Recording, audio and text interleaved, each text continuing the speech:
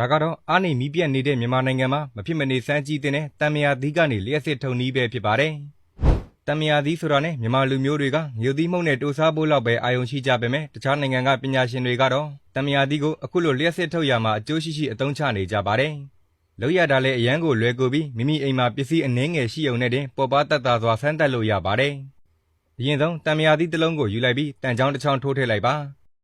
တစ်ဖက်မှာလည်းကြေးစစ်စစ်နဲ့လှုပ်ထားတဲ့အကျွေးစီးတစ်ပြားကိုစိုက်ထားလိုက်ပါမယ်။ဒီလိုထိုးစိုက်ပြီးတာနဲ့လူကြီးမင်းတို့ဘာမှလုပ်เสียမလိုပါဘူး။အချိန်ကြာလာတာနဲ့အမျှတံမြာထဲမှာပါဝင်တဲ့အက်ဆစ်ကတန်နဲ့ဓာတ်ပြုတ်ပြီးကျင်းနီပြားစီကိုလျှက်စစ်ဓာတ်ကိုထုတ်လွှတ်ပေးပါလိမ့်မယ်။လူဘိန်းနားလဲလွယ်အောင်ပြောရရင်ဒါကလျှက်စစ်ထုတ်ဖို့အတွက်ဘက်ထရီတစ်လုံးရဲ့အလုပ်လုပ်ပုံနဲ့ဆင်တူပါတယ်။တံမြာရဲ့ထူးကဲတဲ့အယောင်ပြောင်းလဲမှုကိုလည်းတွေ့ရမှာဖြစ်ပါတယ်။အဲ့ဒီနောက်ကျွန်တော်တို့ကအဆိုပါလျှက်စစ်ဝင်နေတဲ့အဖို့အမငုတ်လေးတွေကိုအခုလိုကျိုးနဲ့အပ်ဆိုင်ပြီးမီဒီနဲ့ချိတ်လိုက်ရင်တော့မီလုံးတစ်ခုလုံးလင်းထိန်သွားပါပြီ။မီတာခကလည်းမကုန်ငွေကြေးအကုန်ကျတက်တာတဲ့အပြင်အိမ်မှာရှိတဲ့ပစ္စည်းနဲ့စမ်းရလွယ်တာမို့လူကြီးမင်းတို့လည်းတစ်သက်မှာတစ်ခါတော့လုပ်ပူးတယ်ရှိအောင်တကယ်ဟုတ်မဟုတ်စမ်း